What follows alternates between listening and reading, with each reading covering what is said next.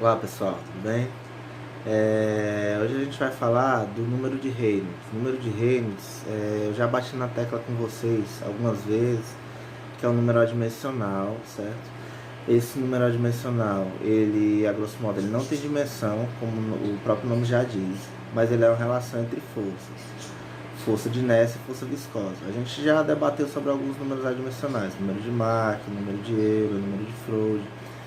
E a gente percebeu o seguinte, que esses números adimensionais, eles surgem no intuito da gente conseguir relacionar essas variáveis de forma agrupada.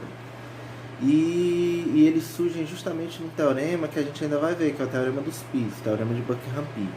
Então vocês, como eu sempre brinco em sala de aula, vocês têm que acreditar em mim que o número de Reynolds é realmente a junção dessas variáveis. Aí quando a gente chega no teorema dos πs, a gente tem uma certeza de que é a relação entre essas variáveis, que é a relação entre massa específica, velocidade de escoamento, diâmetro da seção transversa, sobre a viscosidade absoluta ou dinâmica. Pode ser também como a viscosidade cinemática é a relação entre viscosidade absoluta e massa específica, então pode ser também a velocidade, diâmetro da seção transversa sobre a viscosidade cinemática. Cuidado para não fazer essa confusão, certo?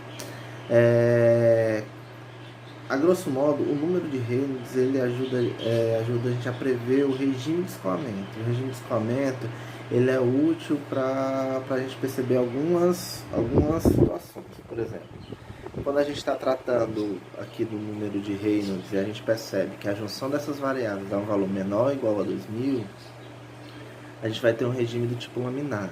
Esse regime laminar, ele de certa forma já me dá uma informação acerca do regime de escoamento, que é um regime que vai se desenvolver em relação ao perfil de velocidade no formato de uma parábola, ou seja, é um regime parabólico, certo? Ainda se tratando do número de Reynolds, quando a gente percebe, porque o que vai acontecer? Vão existir intervalos, certo? Quando a gente tem um número de Reynolds menor ou igual a 2000, a gente tem um regime laminar, que é esse que eu comentei, que o perfil de velocidade ele é um perfil parabólico. Quando a gente tem um número de Reynolds entre 2000 e 4000, a gente tem um regime de transição. Quando a gente tem maior que 4000, a gente tem um regime de turbulento. Num regime turbulento, ele é um regime que, a grosso modo, ele tem boas características de mistura e de troca, porque as linhas de fluxo elas não se desenvolvem paralelas entre si, elas, a grosso modo, se misturam, e isso ajuda na troca térmica, na transferência de massa.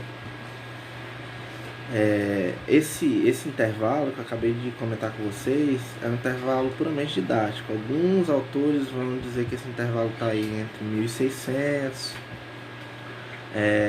outros vão dar um valor um pouquinho maior, 2400, enfim. O importante é que vocês saibam que existe uma distinção entre esses intervalos, os números de Reynolds e os regimes de escoamentos que são explorados, é o regime nominal, regime de transição, regime turbulento. Isso em condutos forçados, porque também a gente pode abrir o leque para conduto livre.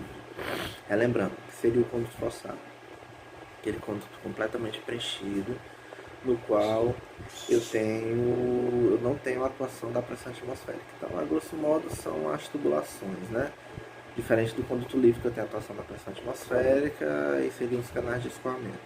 Mas quando eu falo de número de Reynolds para os canais de escoamento, eu tenho que lembrar de uma outra variável que seria o raio hidráulico, mas aí é conteúdo que é só título de informação. A gente vai explorar os condutos forçados para aplicação do número de Reynolds.